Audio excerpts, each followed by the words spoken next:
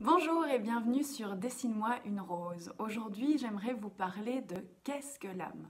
Pour moi, l'âme, c'est la carte mémoire de toutes nos expériences dans un monde. Prenons la planète Terre. Là, vous êtes en train d'expérimenter la partie née en 1970 en train de vivre 2021. Mais vous avez eu aussi des expériences d'incarnation au Moyen Âge ou à l'âge de pierre ou à la Renaissance, etc. Donc on va dire que tout ça, ça concerne, c'est le jeu vidéo de la planète Terre et vous avez joué plusieurs parties, enfin avez. Certaines de ces parties sont en train encore de se jouer simultanément, c'est juste des niveaux de conscience différents. Et du coup, eh bien, chaque incarnation a son lot de blessures et d'apprentissage. Et votre âme, c'est un peu ce carrefour, ce rendez-vous où toutes ces incarnations, avec son lot, avec leur lot de blessures et d'apprentissage, eh bien l'âme, elle vient mémoriser tout ça en fait. Donc notre âme, c'est la partie de nous qui, ben voilà, qui rassemble tout ça. Donc notre âme, elle n'est pas que pur amour. Pour moi, c'est pas vrai ça.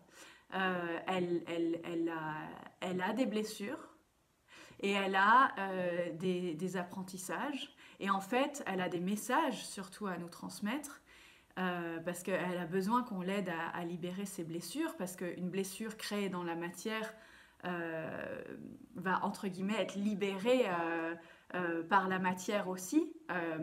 Elle a besoin de retourner à sa source pour que la boucle soit bouclée et voilà, qu'on puisse libérer. Donc ça peut se faire aussi énergétiquement, hein, bien sûr, mais au moins il faut que la demande vienne de là où ça s'est créé. Euh,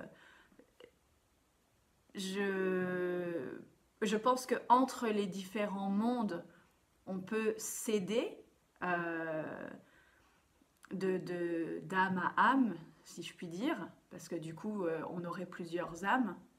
Euh, mais est-ce qu'on peut concrètement se libérer? Je ne sais pas ça.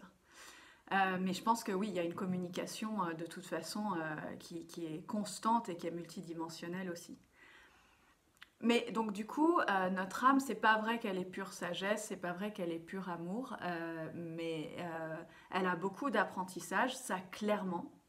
Donc en ce sens, elle a cette sagesse-là, mais elle a aussi des blessures et c'est à nous de l'aider à s'en libérer. Et à chaque fois qu'on l'aide à s'en libérer, eh bien, on l'aide à s'alléger.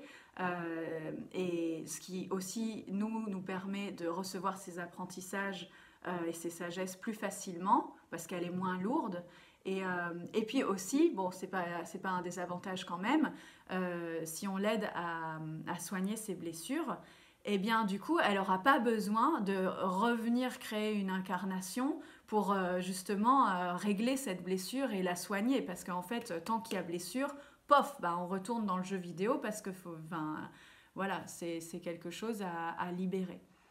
Enfin, c'est le principe de l'évolution en fait. Et après, ça, c'est une autre question. Est-ce que vraiment il y a un objectif à l'incarnation? Est-ce que vraiment, si on est fragment de source et pur amour à la base, on doit évoluer? Ben, on doit évoluer vers quoi? Si on est pur amour, on est pur amour. Euh, bon, j'ai pas la réponse à ça. Pour l'instant, je me dis en fait, euh, c'est plus pour que la vie, en fait, le principe même de vie est mouvement. Et que du coup, les expériences, les incarnations ou enfin les émanations, sont ce mouvement-là. Et que comme le principe même de vie est mouvement, eh bien, émanation et incarnation sont ce mouvement-là. Sinon, la source, si elle ne s'expérimente pas, elle fait rien en fait. Elle n'est pas dans le mouvement. Elle serait immobile. Et du coup, il n'y aurait pas de vie. Donc moi, c'est ce que je me dis aujourd'hui. Du coup, avec, c'est vrai, cette injonction un peu spirituelle de l'évolution. Personnellement, aujourd'hui, j'ai pas d'avis là-dessus, j'ai pas de réponse. Je sais pas si c'est oui, si c'est non. Euh, ça, ça me parle un peu, mais en même temps, pourquoi ça me parle? Peut-être parce que je suis complètement conditionnée. Et en même temps, voilà, quand je me pose et que je réfléchis, ça me parle pas. Donc voilà. Euh, mais du coup, où je voulais en venir? Oui, donc en tout cas, ça c'est ma compréhension de ce qu'est l'âme. Et du coup, à ne pas confondre avec l'être et la supraconscience dont je vous ai parlé dans ma dernière vidéo sur l'ego. Parce que ça, c'est encore un autre niveau. On est dans d'autres dimensions. C'est-à-dire que l'être, pour le coup, c'est l'origine en fait. C'est le fragment de source. C'est la, c'est notre vibration en fait d'origine.